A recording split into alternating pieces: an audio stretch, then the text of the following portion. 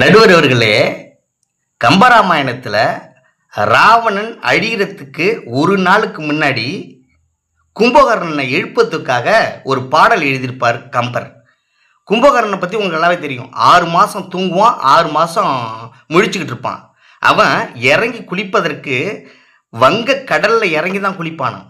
அவன் தூங்கிட்டு இருக்கப்போ அவனை யாருமே எழுப்ப முடியாது. ஏன கையில் உலக்கையை கொடுத்து அவனை அடித்தாதான் அவன் எழுந்திருப்பான்.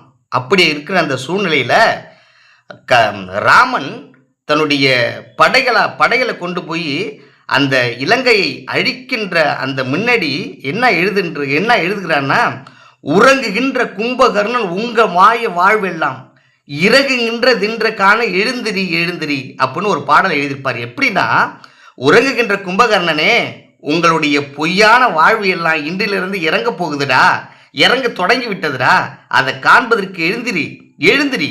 காட்டாடி போல எல்லா இடங்களிலும் திரிகின்ற வில்லை பிடித்த காளான்னா யமனுடைய தூதுவனாக கையில வில்லோட வந்துட்டான் ராம.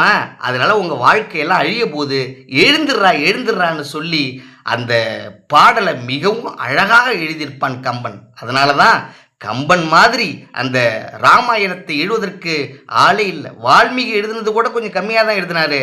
ஆனால் அதை மொழிபெயர்ப்பு செய்யும் பொழுது கம்பன் தன்னுடைய வரிகளை அழகாக்கி தமிழுக்க உரிய அழகை சொன்னதுனால தான் கம்பராமாயணம் இன்றும் கற்றோர் மத்தியில் வாழ்ந்துகிட்டு இருக்கிறது என்பது உண்மையான உண்மை.